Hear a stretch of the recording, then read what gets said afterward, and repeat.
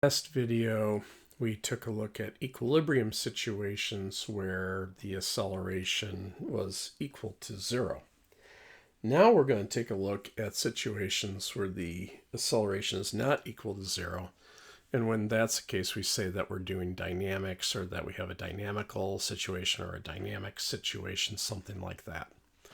In any event, the acceleration is not 0. So the first problem that I would like to consider as an example is, if you remember from a few videos ago when we were talking about weight, I said that I wasn't a fan of the term, in part it's because you have to figure out if you're talking about the force of gravity or the apparent weight.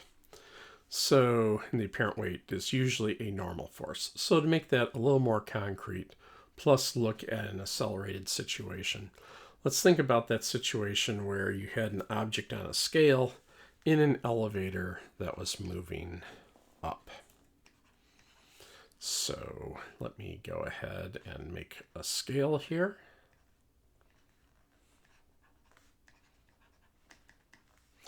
And let's just say that our object is a 10 kilogram block. Okay. And we're going up, but we're coming to a stop on our floor. So that means we're slowing down. That means the acceleration is going to point down. And let's say we're accelerating downward at 2 meters per second squared. I want to know, what number are we going to read on the scale? Well, let's start by doing a force identification diagram, just so we can think about this a little better. The circle cuts through the scale. The scale will be exerting a normal force on our block. And that's it. There's no side-to-side motion, so we don't have to worry about friction. And the long-range force is, again, our usual suspect, gravity. Okay. So what the scale reads, remember, is the normal force. So in this case, we're asking, what is the normal force exerted by the scale on the block? All right, so with all this in place, let's go ahead and draw a free body diagram for the block. So there's a dot for the block. There is my unknown normal force up. And I can figure out the force of gravity because I know the mass of the thing. So there's the force of gravity down. Now notice that I made the force of gravity down bigger than the normal force up. This is because I know that the acceleration is pointing down. Since the acceleration is pointing down by Newton's second law, that means the net force also has to point down. So in this case, the only way that's going to happen is the force of gravity is bigger than the normal force. So when you can figure these things out, it's good to try to draw it to scale like that, because it'll help you think about things. All right, so in this case here, probably just making the usual choice of coordinate system plus x like this.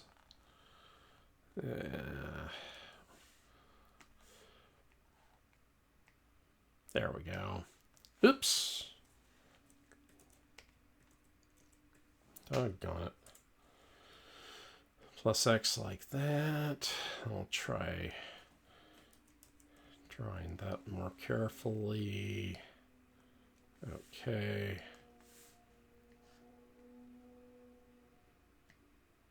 There we go. Plus y like that.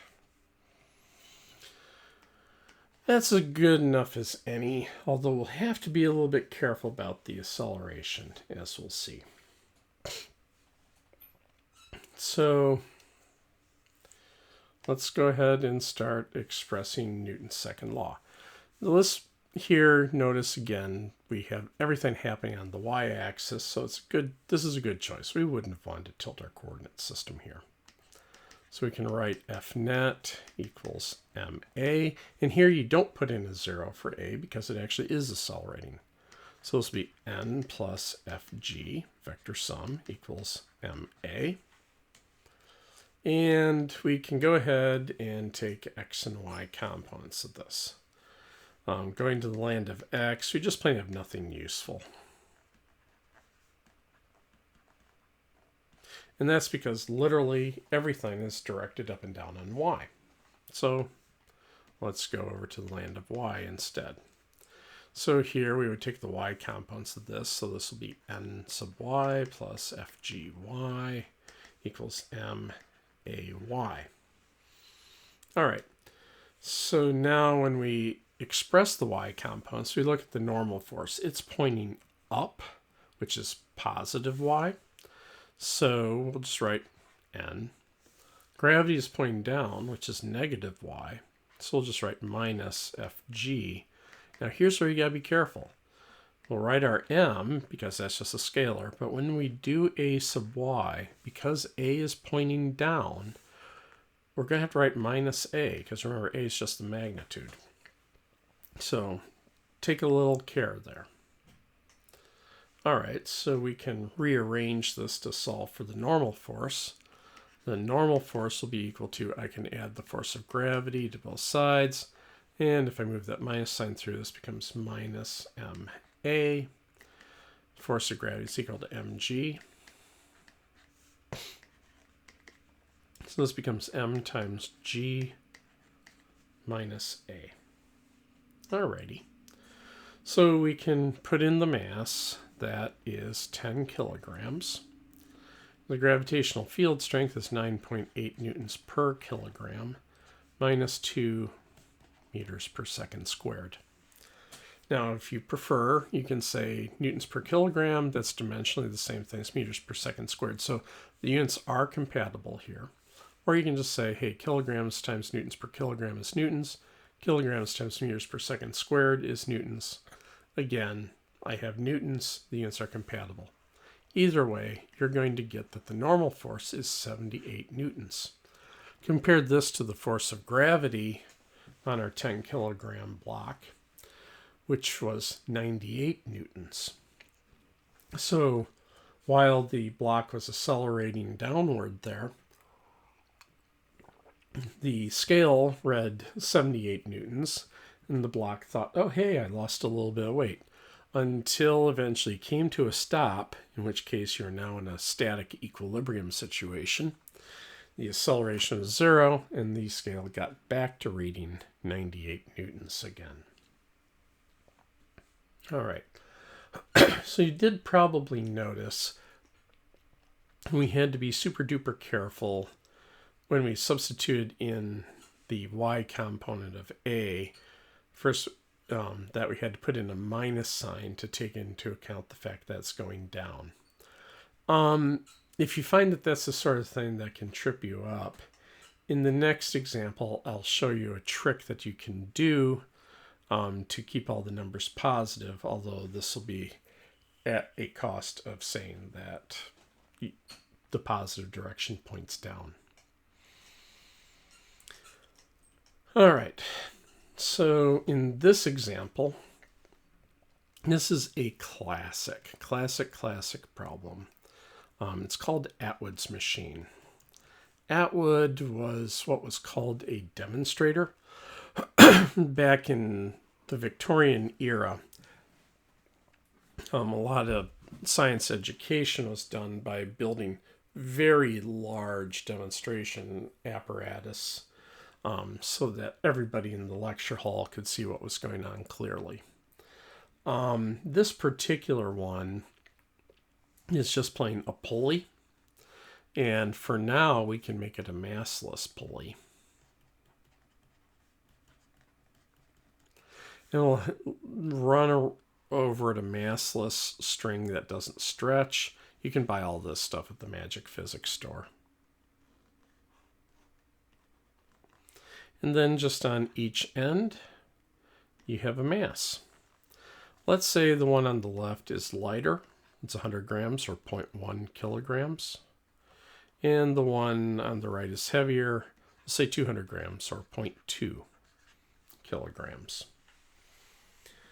Now, what's the deal with this and why it's so classic? Is it turns out that this is a system where you can keep analyzing it over and over and over again using all sorts of different techniques. It's just a problem that lends itself to being analyzed many, many different ways. So it's a classic. Okay, so we've got our two masses. When you let them go, your common sense tells you that the light mass is going to go flying up and the heavy mass is going to go accelerating down. Now, the first question you'll have is, are these the same? And the answer is yes, because we said that the string isn't stretching. So, all right, so with that, we can then because we made the string massless, the tension in both sides of the string is the same, but more on that in a second here. So here we'll go ahead and solve for the acceleration and the tension. So we've got two unknowns, which means we're going to need two equations. And with all the action happening vertically, we're only going to be able to get one equation out of each free body. So we'll do a force identification diagram for our first free body. It cuts through the string, so we have a contact force of tension. And our long-range force is gravity. I'll call that Fg1, just to keep it straight. Our second free body will be this second mass. The circle cuts through the string, so we have a contact force of tension. Our long-range force is gravity. We'll call that Fg2. Okay. So let's go ahead and draw free body diagrams for each of these. So for free body number 1, I'll draw a dot there. We'll have the tension pointing up and Fg1 pointing down. And you'll notice I made Fg1 less than the tension. And this is because we know that we're accelerating up. So that means the net force has to point up. So that means the tension has to be bigger than gravity. By the same token, we can go ahead and draw our second free body diagram. And again, we will have a force due to tension up and force of gravity down. Notice here I drew this longer. And this is because the acceleration here points down. Because the acceleration points down, we know that the net force points down. So that means that Fg2 has to be bigger than T to make that happen. Okay. So when you've got more than one free body, one of the things you want to do is you want to identify any third law pairs, or what a lot of books now are very painfully calling forces that act as if they are third law pairs. This is such an example. This is not a third law pair. Yes, the magnitudes of the tension are equal, but remember, to be a true third law pair, you have to point in opposite directions. And here you're pointing in the same direction. So let me take a quick aside just to show what's going on here with when you have a situation like this. So here's our pulley. So we got our string. So I'm just going to draw a few molecules of our string going around the pulley. So here, that molecule is going to feel a force of tension T. Same there. It's an intermolecular force from the molecule underneath. So then right here, if we draw a free body diagram for this, we're going to have a force of tension down. And then this molecule here is going to be attracting it like that. And so that's going to be trying to push it into the pulley. So the pulley will exert a normal force to keep that from happening. Now, it turns out that this just happens when you do the math of it. The second law requires that these are equal. or I should say the same magnitude.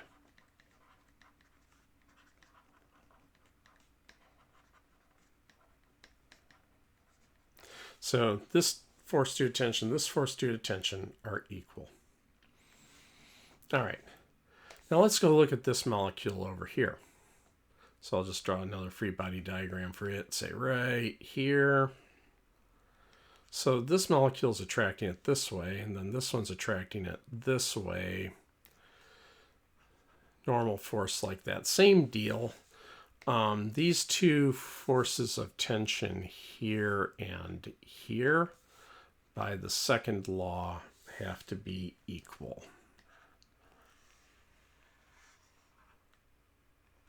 There, we'll do it like that. And I think I will just say, just make this easier to read, equal by second law. Just do that.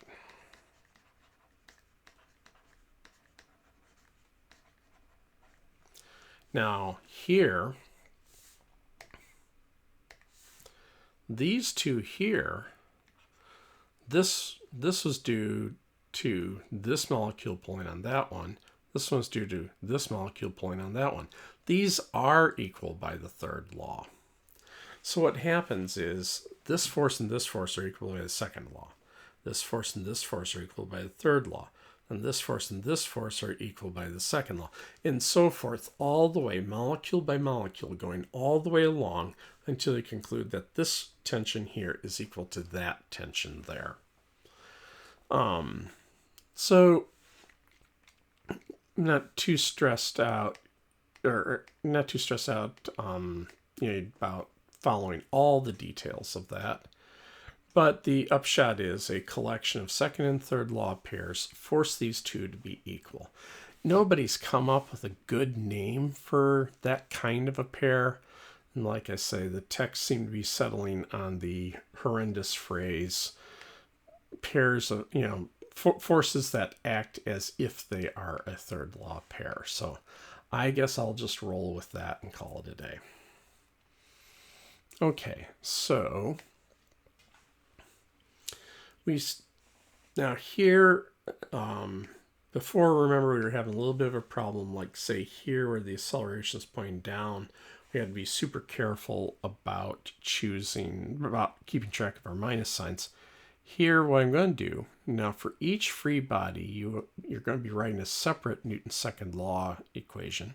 So it means you're free to choose a separate coordinate system. So here I'll say up is positive. And here I'm going to say that down is positive. These are both, this is plus y up, this is plus y down. And I'm totally free to do that. So that means when I put in the acceleration, it'll be positive. So I don't have to worry about the minus sign. Now this will be at the cost of remembering that this will be negative, but it's a matter of what you prefer. So let's go ahead and write Newton's second law for the first free body. F net 1 will equal m1a. So we've got tension and gravity, Fg1 equals m1a. And we'll take the y component of that. That will give me, well, tension is acting up, so it's plus t. Gravity is acting down, so it's minus Fg1. And I chose my plus y in the same direction as the acceleration, so that's just m1a. All right. Now let's do it for the second free body. So for the second free body, same idea. We'll say F net 2 is equal to m2a. So we'll express this as a vector situation here. So this will be vector t plus the vector fg2 equals m2a. And then we'll go ahead and take the y component of that. So when I look here, now I gotta be a little careful. The tension is pointing up, which is in the negative y direction. So I need to write minus t. Here, Fg2 is pointing in the plus y direction, so I write plus Fg2. And then the whole reason that we're doing this was that A now points in the plus y direction. So I can just write m2a without having to worry about any minus signs. All right, so we have two equations for our two knowns t and a, and you can solve them any way you like. The usual favorites are either solve this one for t and take the solution for that and stick it in here, or you can solve both of them for t, equate to each other, get a. However you like to do it, it doesn't matter. But I just thought I would show a trick that doesn't seem to be taught much anymore. But when you get these sort of plus and minus t signs, a trick you can do is just to add up the two equations. So let's do that. So we have t minus fg1 equals m1a. And we have negative t plus fg2 equals m2a. And what we can do is we can just add the two equations together. So doing that, you immediately have t minus t cancels. And let's see what we got here. fg2 plus a negative fg1 equals m2a plus m1a. All right. Well, we can go ahead and put in our model for gravity. So m2g minus m2g equals m2a plus m1a. And let's see, I can group out, and I can pull out an a for both of these terms. That would give me m2 plus m1 times a. I can pull out a g from both of these terms. So that'll give me m2 minus m1 times g, leaving me with the acceleration being equal to m2 minus m1 over m2 plus m1g. All right, we can put in our numbers here. So here, mass 2 is 0.2 kilograms minus 0.1 kilogram over 0.2 kilograms plus 0.1 kilograms. And we said that G is 9.8 newtons per kilogram. And remember, newtons per kilogram can also be dimensionally rewritten as meters per second squared. And since we want an acceleration, we'll go ahead and make that identification. Kilograms cancel. You wind up getting 1/3 of 9.8. So that gives you 3.27 meters per second squared. All right. Now you need to ask yourself, does that make sense? Well, at the very least, you should expect the acceleration to be bigger than 0, because you know it's going to fall. And you should expect it to be less than 9.8 meters per second squared. Why? Because it's not in free fall. There's a force due to tension pulling it up. So it won't accelerate as fast as it would in free fall. So we would expect the answer to be less than 9.8. So okay, it's bigger than 0, less than 9.8, 3.27. Sounds good. All right, now that we've got a solution for the acceleration, we can go and plug into either of our, equations with t and a in them.